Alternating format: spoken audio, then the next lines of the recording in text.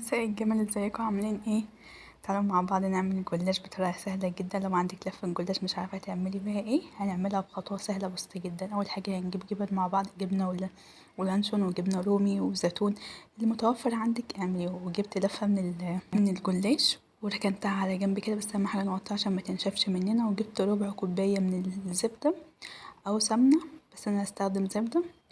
وبعد كده اقطع الفلفل كده شرايح صغيره خالص، واقطع كل حاجه شرايح صغيره. ممكن نجيب فلفل الوان ونقطعه برضو شرايح صغيره كده او شرايح كبيره زي ما انتوا عايزين، هيفرق جدا وهيرمي كميه حلوه وهيدي طعم تحفه كمان.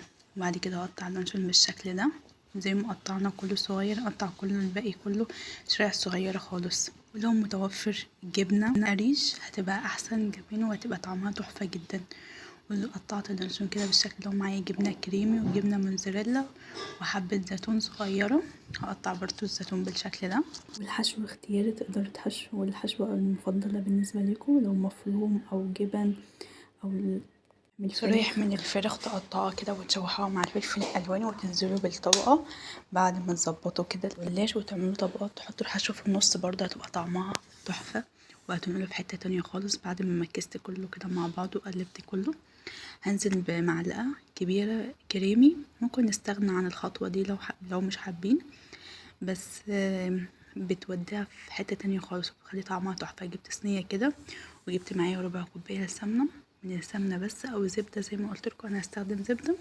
ومدوباها كده مخليها ساحت بسيط. وبعد كده مسحت الصينيه كده هخففها من الزبده. وبعد كده جبت ورق الجلاش، لازم تطلعي قبليها من بدري عشان تعرفي تمسكيه من غير ما يقطع منك. وهمسك الطبقات كده مع بعض، او هنزل باول طبقه وهظبطها، وهاجي من على الجنب كده هتنيها من هنا ومن الناحية التانية كمان عشان متبقاش عالية من جنب وجنب، لأ، نسوي بين الطرفين. يعني طبقنا من الجنب ده نعيد نفس، وهعمل نص الكمية تحت، نص الجلاش تحت ونص فوق. بعد ما سويت كله كده بالشكل ده وخلصت الطبقة اللي تحت، هنزل بالحشوة هنزل بالحشوة بالشكل ده. بس اهم حاجة نسويها كويس جدا عشان متبقاش طبقة فاضية وطبقة مليانة. انا بعد ما سويتها كده هنزل بورقة من الجلاش تاني، وهعيد نفس الخطوات هي تاني. وهنزل بمسحة بسيطة من الزبدة وهمشي على كل الورق كده. وكمان لو حابين تخلوا بدل ما تعملوا زبدة بس، ممكن تضيفوا نص كوباية من اللبن عليها معلقتين دقيق وملح وفلفل، وتبقى ده الحشو الاساسي اللي انتوا تمسحوا بيه الجلاش. هيخلوا طعمه حلو جدا وهيبقى مورق وهيدي طبقة اعلى من كده وهيخليه ينفش كمان. بس احنا لسه هنشربه التشريبه. وبعد ما قفلت الشكل معاكم كده، مسحت بمسحه صغيره من الزبده وهقطعه بالطول، وهرجع بعد كده اقطعه بالعرض. والتقطيعه دي اختياري زي ما انتي حابه قطعيها. بس اهم حاجه نخلي بالنا بس نبقى فاتحين الفرن على درجه حراره متوسطه عشان ما ياخدش مننا لون بسرعه، وياخد لون من فوق ولسه من تحت ني، لان كده الحشوات بسيطه ومش مستاهله. جبن سوري يعني مش محتاجة سوا ولا حاجة. اهم حاجة نخلي بس القعر الصينية من تحت تكون متحمرة كويس جدا، ونخلي بالنا من الوش. بعد كده هرفعها ادخلها الفرن. وبعد كده هجيب بيضة وهنزل عليها بنص كوباية من اللبن وهقلبها كويس جدا.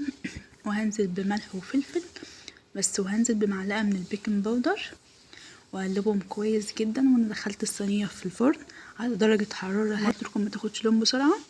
وبعد كده هخليها بس يا دوبك كده مع حاجه بسيطه، وهطلعها على طول واروح منزله عليها كده تتشرب كده بالخليط ده.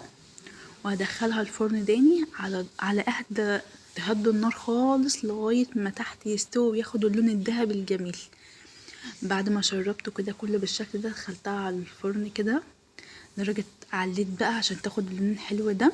وبعد كده طلعتها اسيبها بس تهدى شويه، وعدت على التقطيعة تاني مرة تانية بالشكل ده. بجد طعمها تحفة جدا، لازم تجربوها. بطلعها ما شاء الله مش لازقة في الصينية ولا حاجة، وطلعت الخرطة بخرطتها كده تحفة بجد. وهقدمها معاكم كده وهوريكم كمان طالعة لونها حلو جدا. وقطعت كمان وقدمت معاها حبتين من الزيتون، بجد طعمها تحفة ما شاء الله. اتاكلت في وقتها ما قعدتش حتى، يعني انا قلت نكفي غدا وعشاء، ما قعدتش حتى ما شاء الله، هي كفت الغدا بس. بجد حلوة جدا وجربوها. واشوفكم ان شاء الله في فيديو تاني. مع السلامة يا حلوين.